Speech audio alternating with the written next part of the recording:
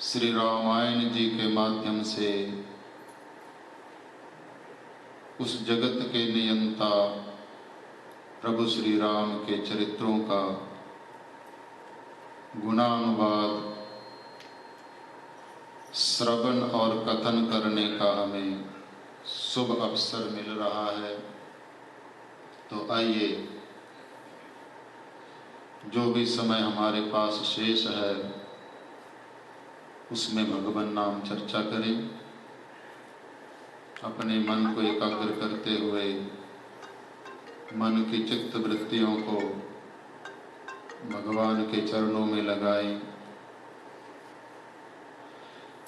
के गाधि तनय मन चिंता व्यापी, बिनु हरि मरहि न निश्चर पापी। हरि प्रेमियों, रामायण जी के माध्यम से गत सत्रों में प्रभु श्री राम के चरित्रों का गुण बखान करते हुए पिछले सत्र में आपको सुनाया गया था कि श्री विश्वामित्र जी महाराज, जिनका तपस्वी जीवन है, एकांत में रह करके जंगलों में निवास करके उस परम पिता परमात्मा का भजन करते हैं, यज्ञ करते हैं, किसी को परेशान नहीं करते, एकांत में रह करके। लेकिन जो दुष्ट लोग होते हैं, जो राक्षस लोग होते हैं, जिनका काम ही ये होता है कि ना तो अपने आप कोई धर्म का कार्य करें और ना किसी को करने दें, तो ऐसे राक्षस वृत्ति के लोग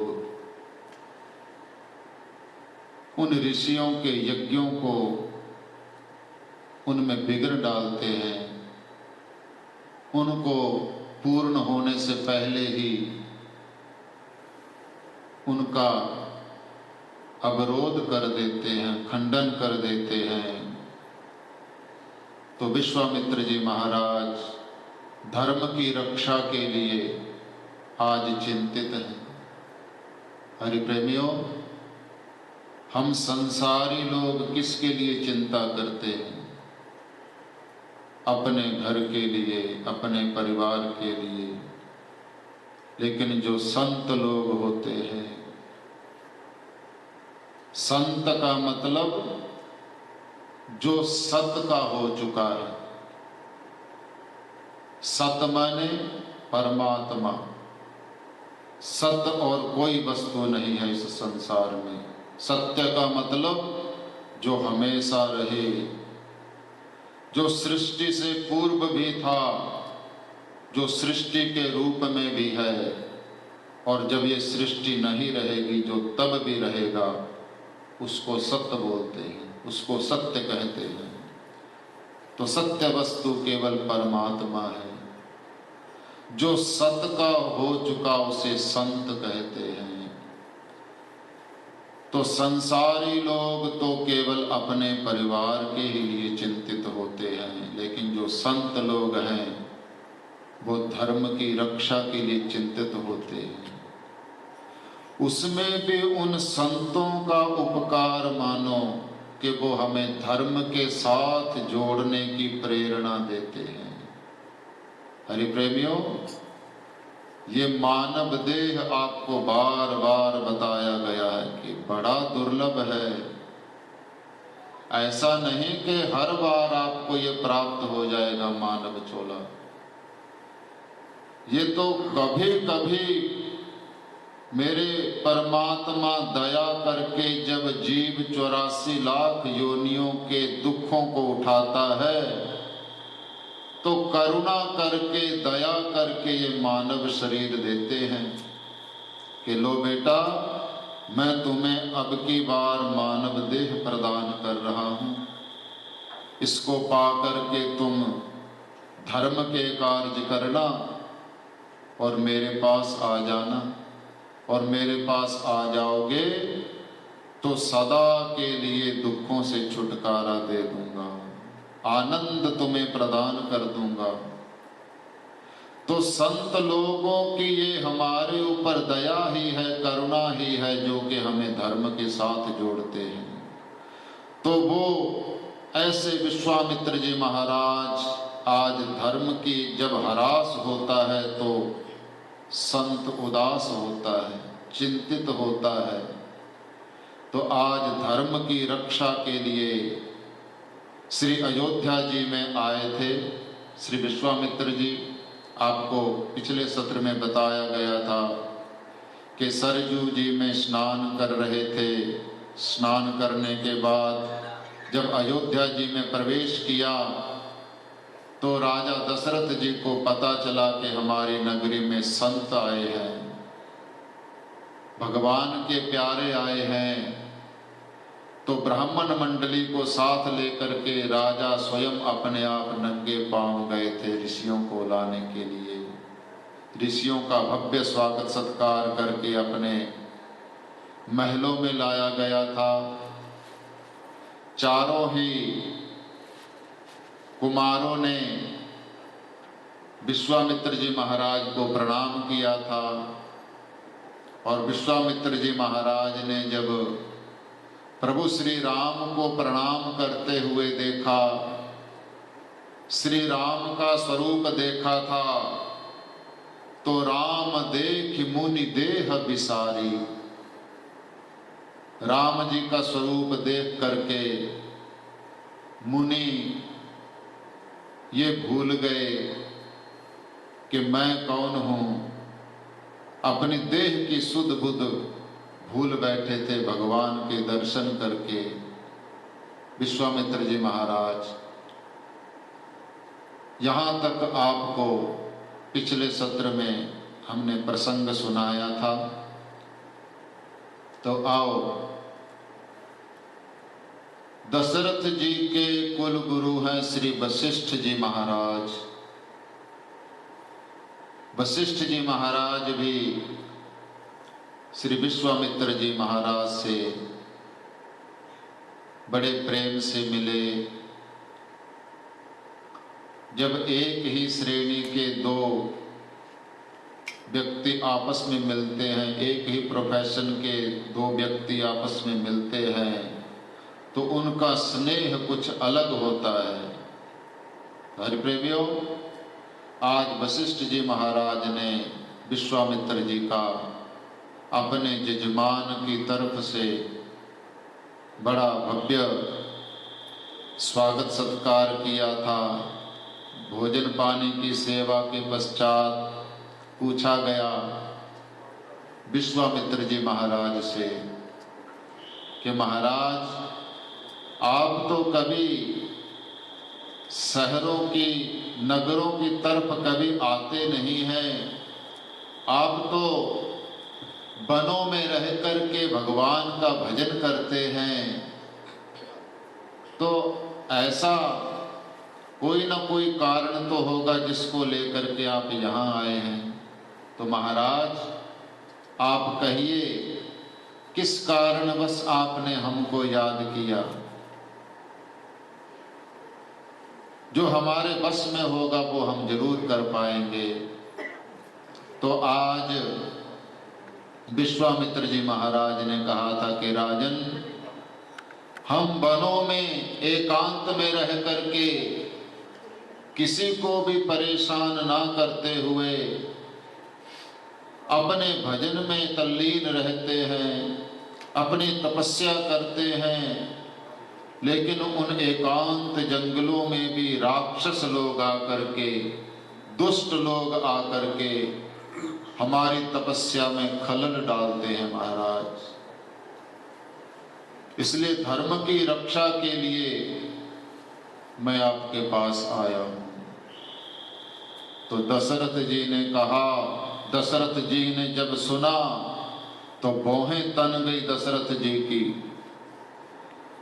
और विश्वामित्र जी से कहा कि कौन है वो दुष्ट महाराज, एक बार आप मुझे उसका नाम बताइए, मैं उसको अभी ऐसा दंड दूंगा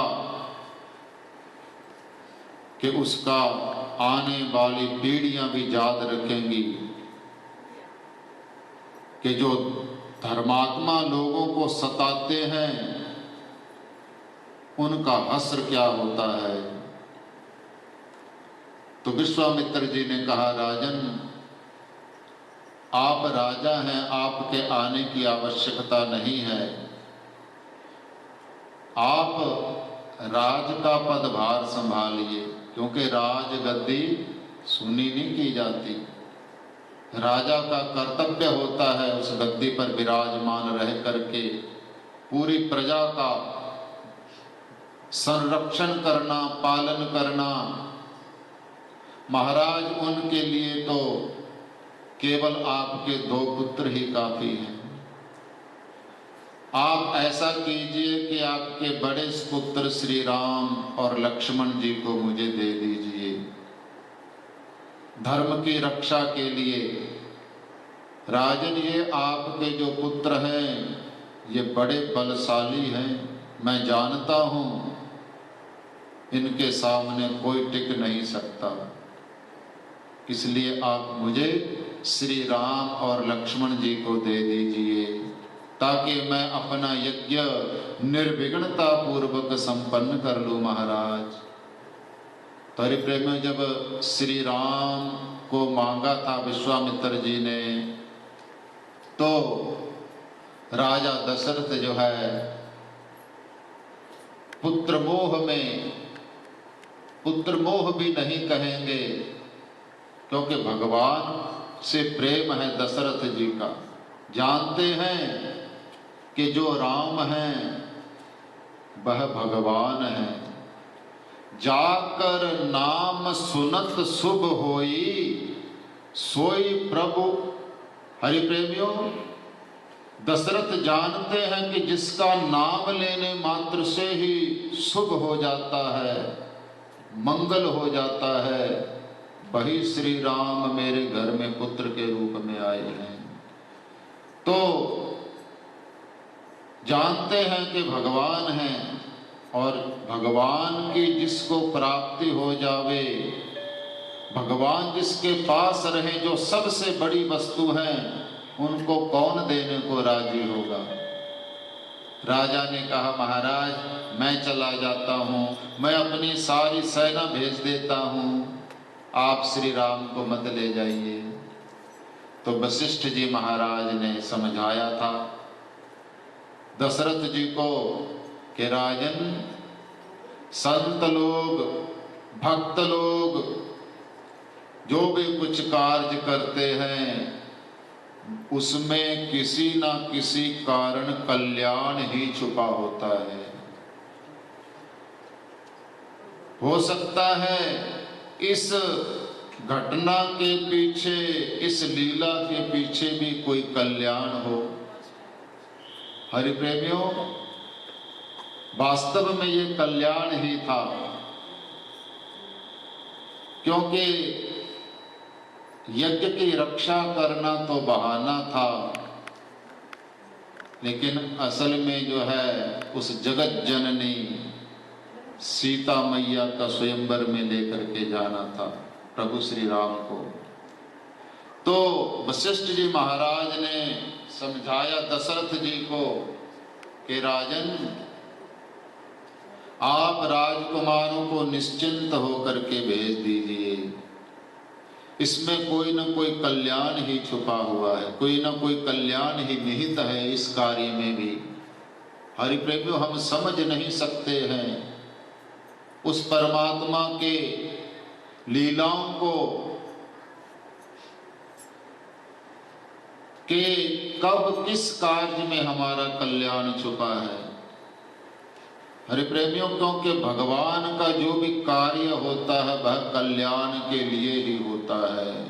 अब कल्याण का तो वहां मतलब ही नहीं है। तो हरि प्रेमियों, वशिष्ठ जी महाराज ने कहा था आपके पुत्र जो है समर्थशाली हैं, आप निश्चिंत होकर के मुनि के साथ अपने पुत्रों को भेज दीजिए।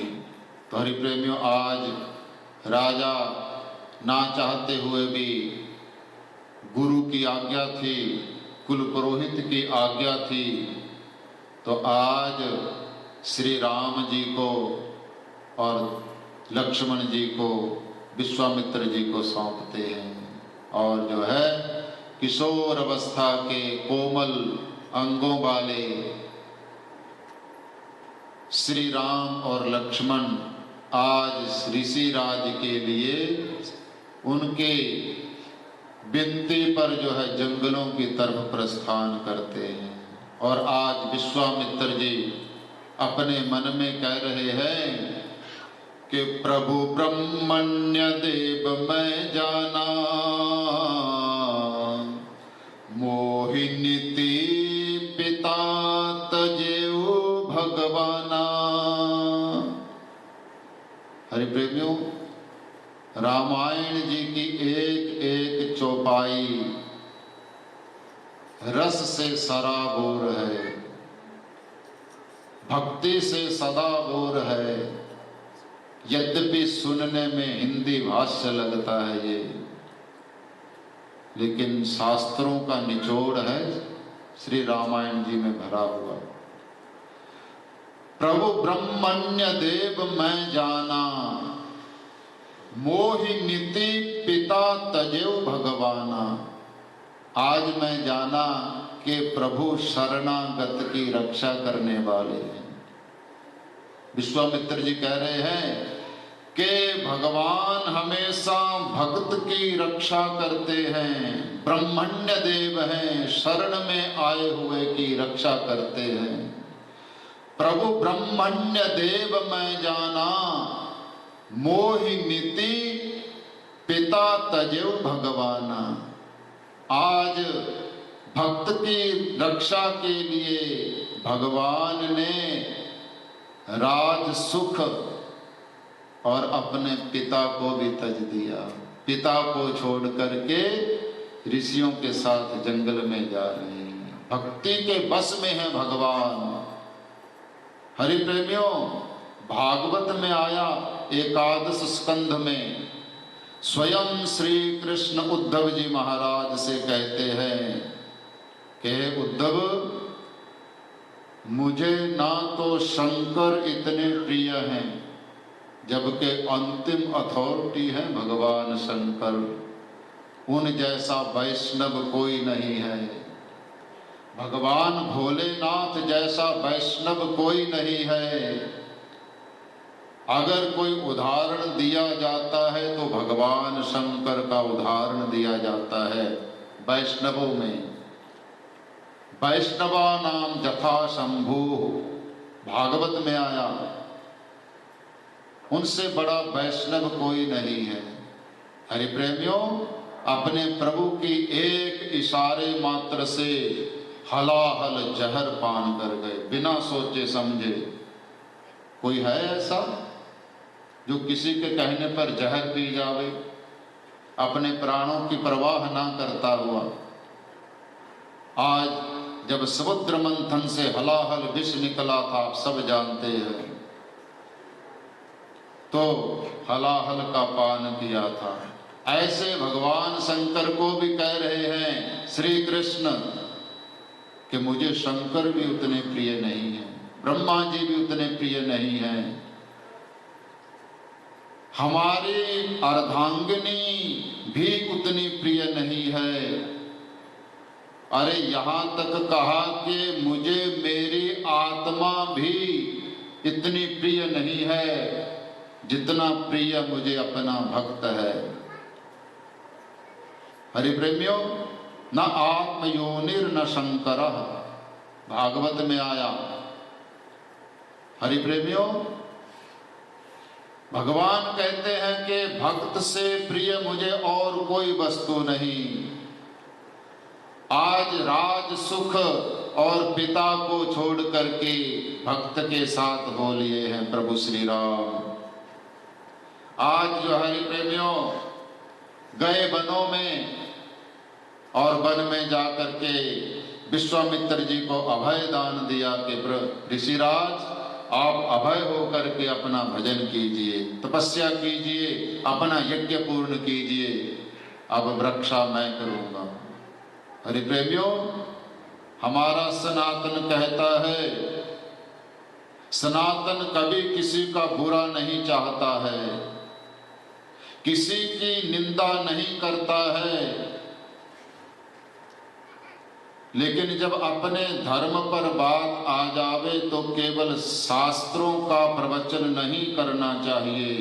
अगर उनकी रक्षा के लिए शस्त्र भी उठाना पड़े तो फिर सनातन शस्त्र उठाता है, शास्त्रों के साथ साथ शस्त्र भी उठाता है, जानता है शस्त्र उठाना।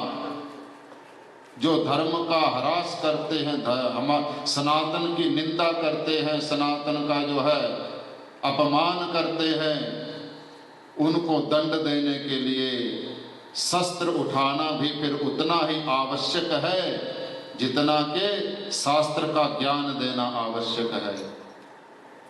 हरि प्रेमियों, आज धर्म की रक्षा के लिए भगवान ने शस्त्र उठाया, रक्षा की,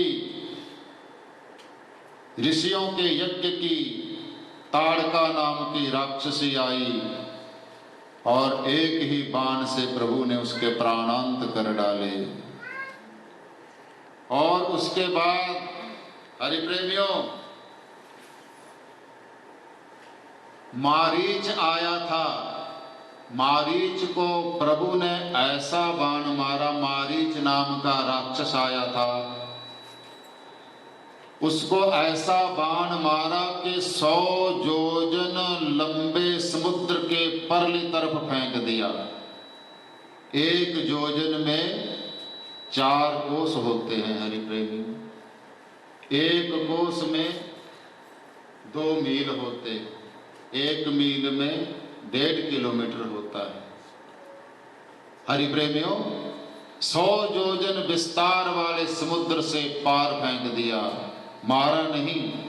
ऐसी विद्या हमारे पास थी, हमारे पूर्वजों के पास थी। 100 योजन दूरी वाले समुद्र के परली तरफ लंका में फेंक दिया अपने बाण से भगवान ने। और सुबाहु को अग्नि बाण मारा था। खदेड़ा, उस जंगल में जो उपद्रवी थे, जो राक्षस से जो दुष्ट थे, उन सबको प्रभु श्री राम ने अपने धनुर्विद्या से सबको परास्त किया था, दंडित किया था। और जो है आज सभी संतों को, ऋषियों को भय से मुक्त किया था। तो जब भय से मुक्त हुए ऋषि मुनि लोग, संत लोग, तो उन्होंने प्रभु श्री राम को अनेकों आशीर्वाद दिए। और विश्वामित्र जी महाराज ने श्री राम को अनेक प्रकार की विद्याएं प्रदान की। धनुष आदि जो विद्याएं हैं, बड़े बड़े जो शस्त्र हैं, जो हथियार हैं, वो सब प्रभु श्री राम को प्रदान किए थे। और ऐसी विद्या भी प्रदान की जिसको ग्रहण करके भूख प्यास ना लगे। आशीर्वाद रूप में वो तो जानी जान है, भगवान सब कुछ जानते हैं, लेकिन मनुष्य लीला कर रहे हैं, मनुष्यवत सहर्ष स्वीकार कर रहे हैं और ऋषियों का जो है आभार व्यक्त कर रहे हैं। प्रभु, आपने जो है ऐसे आशीर्वाद, ऐसी विद्याओं का दान मुझे प्रदान किया है, मैं आपका ऋणी रहूंगा, मैं आपको नमन करता हूँ। हरि प्रेमियों, इस प्रकार जो है प्रभु श्री राम ने धर्म की रक्षा के लिए आज शस्त्र उठाए थे और दुष्टों को जो दंडित किया था। और कुछ दिनों तक प्रभु श्री राम विश्वामित्र जी महाराज के आश्रम में रहे, वनों की अनुपम शोभा को निहारा। तो एक दिन की बात है कि विश्वामित्र जी महाराज प्रभु श्री राम से कहते हैं कि हे राम, यहाँ से कुछ ही दूरी पर एक मिथिला नगरी है। राजा जनक वहाँ के राजा हैं और उन्होंने अपनी पुत्री का स्वयंवर रखा है और उस स्वयंवर में मुझे निमंत्रण पत्र भेजा है। तो क्या आप मेरे साथ चलेंगे? हरि प्रेमियों, वास्तव में यही कारण था विश्वामित्र जी का आने का अयोध्या में, क्योंकि वशिष्ठ जी महाराज को राजा दशरथ ने एक बार अपने विचार प्रकट किए थे कि गुरुदेव, अब कान के ऊपर के बाल सफेद होने लग गए हैं, लगता है कि जीवन में वृद्धावस्था आ गई है। जब वृद्धावस्था आ जावे तो संसार के सुखों का, भोगों का त्याग करना चाहिए और भगवान की प्राप्ति के लिए यत्न करना चाहिए। हे गुरुदेव, मैं चाहता हूं कि हमारे रहते हुए कोई योग्य कन्याएं हमारे राजकुमारों को मिल जावें। जो गृहस्थ की मेरी ड्यूटी है वो पूरी करके मैं अब जंगलों में जाना चाहता हूँ, भजन करना चाहता हूँ भगवान का। तो वशिष्ठ जी महाराज ने कहा था कि राजन, यह जो आपका विचार है यह अवश्य ही सत्य होगा। बहुत योग्य कन्याएं आपके चारों ही पुत्रों को मिलेंगी, वर्ण करेंगी उनका, और ऐसा जीवन, ऐसी मर्यादा का जीवन जिएंगी जिनका उदाहरण, जिनकी कथाएं, जिनके जसोगान आने वाले युगों में होंगे। तो हरि प्रेमियों, उसी संकल्प को जो है पूर्णता की तरफ ले जाते हुए ये घटना घटी थी कि विश्वामित्र जी को राक्षसों ने सताया। क्या मजाल थी राक्षसों की कि विश्वामित्र जी को सताते, जिन्होंने स्वयं इतनी विद्याओं का दान प्रभु श्री राम को किया। तो महापुरुषों की और भगवान की लीला का रहस्य क्या है वह जानना बड़ा कठिन है। उनका हर एक कर्म बुद्धि से परे होता है, तो उसमें प्रवेश ना करते हुए उनकी लीलाओं का रसास्वादन करना चाहिए, क्योंकि उनकी लीलाओं का रसास्वादन करने से ही भक्तों का उद्धार हो जाता है। क्योंकि लीलाओं का जब श्रवण करते हैं तो श्रवण से उनके प्रति मन में भाव जागृत होते हैं भक्तों के, और वह भाव जब जागृत हो जावे तो बस फिर जो है ये समझो कि प्रभु के जाने वाले रास्ते पर हमारे कदम पड़ चुके हैं। देर सवेर कभी न कभी उनके पास पहुंच जाएंगे। तो हरि प्रेमियों, सीता स्वयंवर का प्रकरण हम अगले रविवार सत्रों में जैसा भी आएगा श्री रामायण जी में कहते रहेंगे।